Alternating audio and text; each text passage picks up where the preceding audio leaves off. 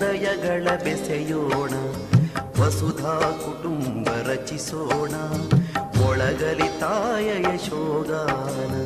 ವಸುಧಾ ಕುಟುಂಬ ರಚಿಸೋಣ, ಒಳಗಲಿ ತಾಯ ಯಶೋಗಾನ.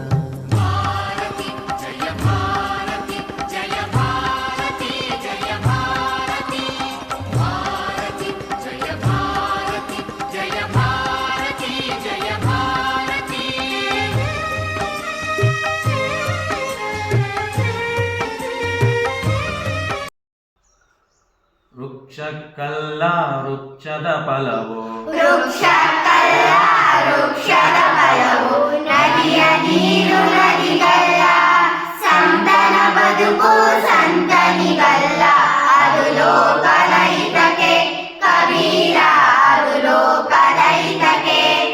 ನೀನು ನೀನು ನೀನೆನ್ನುತ್ತಲೇ ನೀನು ನೀನು ನೀನೆನ್ನು. ಒಂದು 2-3 ತಿಂಗಳಿಂದ ಪ್ರಯತ್ನ ಪಟ್ಟು ಯಾರೋ ಒಂದು ಆಟೋ ಅಣ್ಣನಿಗೆ ಹೇಳಿ ಅಥವಾ ಕೆಲವರಿಗೆ ಬಸ್ ಚಾರ್ಜ್ ಹಾಕಿ ಬಸ್ಸಲ್ಲಿ ಕರ್ಕೊಂಡು ಬಂದು, ಒಂದು ಕಡೆ ನೋಡಿದರೆ ಕಬ್ಬು, ಒಂದು ಕಡೆ ನೋಡಿದರೆ ಭತ್ತದ ಪೈರು, ಒಂದು ಕಡೆ ನೋಡಿದರೆ ತೆಂಗಿನ ಮರಗಳು.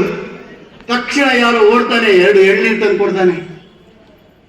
ನೋಡ್ಲಿಕ್ಕೆ ಮಣ್ಣು ಮಣ್ಣು ಇದ್ರೆ ಆ ಭೂತಾಯಿ ಹೇಗೆ ಸ್ವಾಗತಿಸ್ತಾಳೆ, ನಮ್ಗೆ ಆತ್ಮೀಯತೆಯಿಂದ ಸ್ವಾಗತಿಸ್ತಾಳೆ. ಇದು ನಮ್ಮ ಗ್ರಾಮ. ಹಾಗೆ ಗ್ರಾಮದಲ್ಲಿರ್ತಕ್ಕಂಥ ಎಲ್ಲರೂ ಕೂಡ ಆ ಜಾತಿ ಈ ಜಾತಿ, ಆ ದೇವ್ರ ಪೂಜೆ ಮಾಡ್ತಾನೆ, ಅವನು ಮೇಲ್ಮನೆಯವನು ಈ ಮನೆಯವನು ಅಂತ ಗೊತ್ತಿಲ್ಲ ಅವರಿಗೆ. ಎಲ್ಲ ನಮ್ಮೂರಿಗೆ ಬಂದವರು, ನಮ್ಮೂರಿನವರು ಅನ್ನುವ ಮನಸ್ಸಿನಿಂದ ಕೆಲಸ, ಒಬ್ಬರಿಗೊಬ್ಬರಿಗೆ ಸಹಕಾರ ಕೊಡ್ತಿದ್ರು. ಪಕ್ಕದ ಹೊಲದ ಕೆಲಸಕ್ಕೆ ಈ ಮನೆಯವರು ಹೋಗರು, ಈ ಮನೆಯ ಜಮೀನಿನ ಕೆಲಸಕ್ಕೆ ಈ ಮನೆಯವರು ಹೋಗರು. ಈ ರೀತಿಯ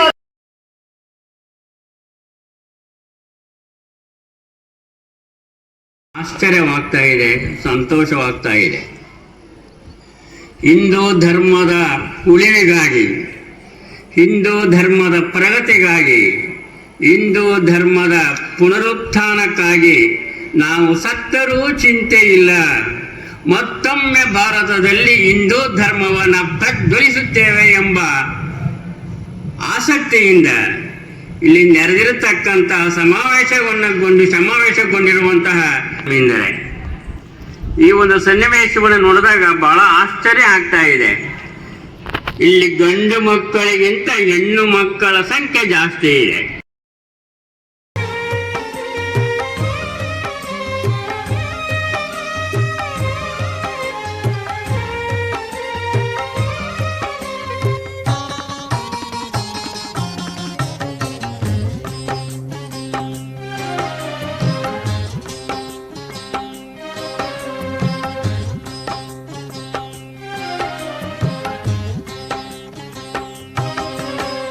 ಹಸಿವಡಗಲಿ ತೃಷ ಹಿಂಗಲಿ, ಅಜ್ಞಾನದ ಪೊರೆ ಹರಿಯಲಿ.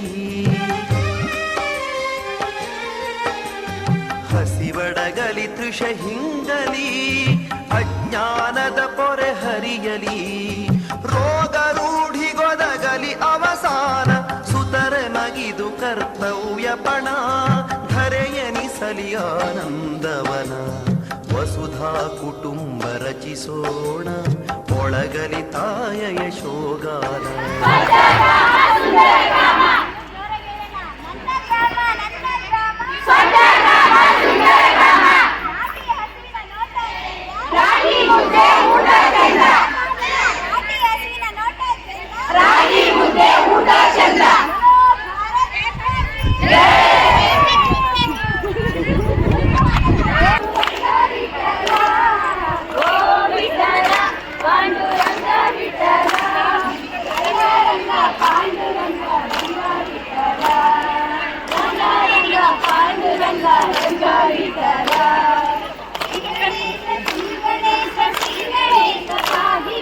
ಮಲ್ಲಿಗೆ ಹೂವಿನಂಗೆ ಮಲ್ಲಿಗೆ ಹೂವಿನಂಗೆ ಚೆಲ್ಲಿತ್ತು ನಿನ ಪರುಸೆ ಚೆಲ್ಲಾಟಗಾರ ಮಾದಪ್ಪ ಸ್ವಾಮಿ ಚೆಲ್ಲಾಟಗಾರ.